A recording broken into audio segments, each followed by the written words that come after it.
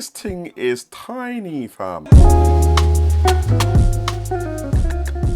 Yo, what's going on, people? It's a man like Jamo. We're out here with the Lenovo Yoga Slim 7i Carbon Ultrabook laptop thing, innit? Now, obviously, big shout out to Lenovo for sending this down for me to review it and check it out over the past couple of weeks. Now, this is literally the smallest laptop that Lenovo have ever sent me, fam. When I tell you it's small, yeah, I'm saying literally, as you can see, man is manhandling the thing now. I'm literally putting it hand in hand. I'm holding it like it's a little piece of book. But even though it's so small, it's low-key got some specs inside. So let me tell you what's really good. For the processor now, we got an i7 1260p, 16 gigabytes of RAM, clocked at 4800 megahertz, an M.2 4.0 PCIe SSD thing, terabyte flavor. Got a 13-inch screen, no OLED though, unfortunately, but I'll get into that a little bit soon. And obviously, at this width, we don't have any dedicated graphics. We've got the Intel Xe Iris thing in it. Now that we've got the specs out of the way, let me just show you guys what we're saying for the ports, fam, because it's pretty much a slim selection on this Slim 7i Carbon, fam. All right, so boom, right side, we've got USB-C port,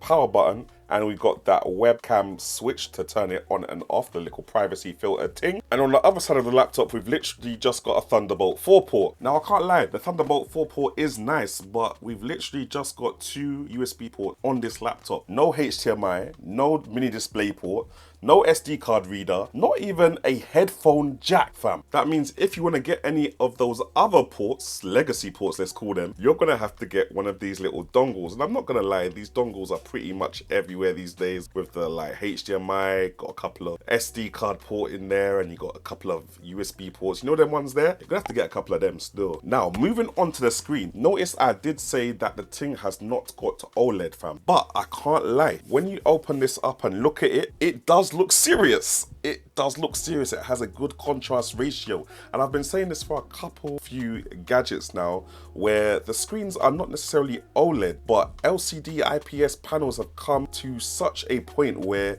it's almost hard to tell whether they're OLED or not. You know when you do the OLED test and you quickly look at the blacks and you're like, yeah, that's an OLED, that's not an OLED. It's kind of hard to do it here, fam. The blacks on this screen almost match up with the bezel. Not to mention the color reproduction is really good as well, fam. I mean, just look at this little wallpaper, fam. I'm seeing bare color in that, you understand? Bare tropical thing. Now, we also got this little Intel Evo platform sticker there, which literally just means that you're getting a good high quality laptop with good battery life, good processing power, and all the bells and whistles that a high-end laptop should normally have. So it's not to say if you don't see this on a laptop, it means the laptop's rubbish.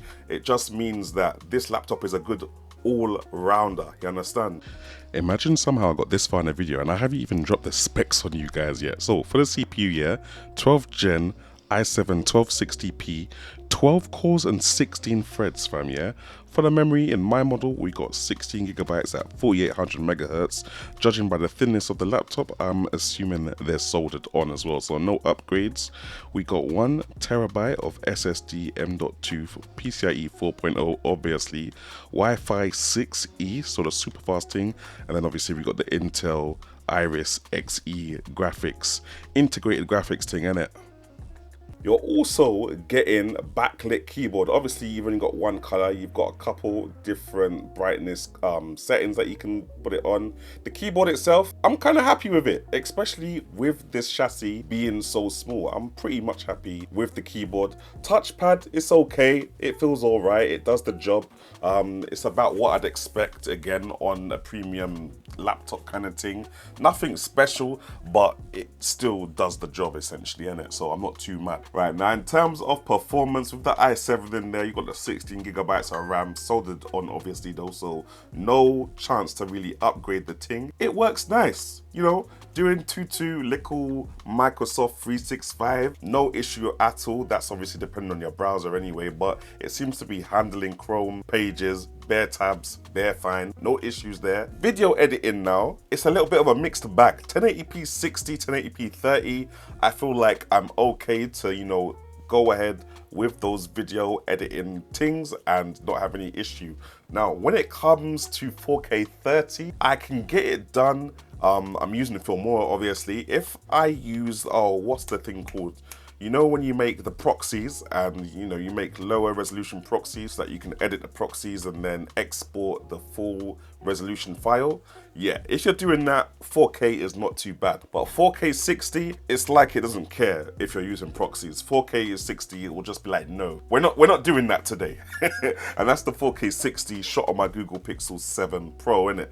So it's not like it's the craziest bitrate of 4K 60 that I'm using, and I'm using Filmora as well. I haven't tested on any other video editing programs because I don't use any other video editing programs. But as far as 1080p video editing goes, it's okay. Now, as far as video gaming goes, we got integrated graphics. So yes, that means you're only really gonna be doing any AAA gaming if your game streaming, fam. So you're using a little bit of Google Stadia. No, I lied, Google Stadia is dead. You're using a bit of Nvidia GeForce Now, them things there, innit? Yeah, xCloud, it can run. But you better be coming with a wireless controller or have that USB-C dongle ready so that you can plug your controller directly into the laptop itself. Sound is okay, it's not the worst sounding laptop. It's a very small laptop and it also does have quite small speakers.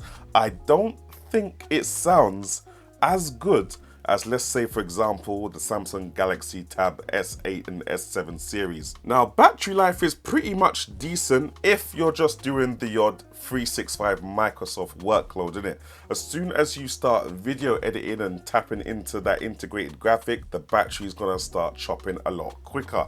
Now, yeah, as I was saying, if you're doing 365 online kind of things, I can get around about a day's worth of work. So that's me starting at 9, finishing around like 4-ish, 4:30-ish, them kind of things there, innit? But when I did a little bit of video editing, it wasn't quite making it all the way before it started crying aggressively for a quick recharge, which is understandable because there's only so much battery that you can fit into a chassis that is this small, fam. Yeah, guys, I can't lie, I'm not mad at it. Lenovo Slim 7i Carbon is super lightweight, fam. Like, if I was going to lectures, this is the size and weight of the laptop that I would want to have in my bag, especially if you're riding your bike and you carry your laptop in your backpack. The less weight you have on your bike, the better, the faster you can go, kind of thing.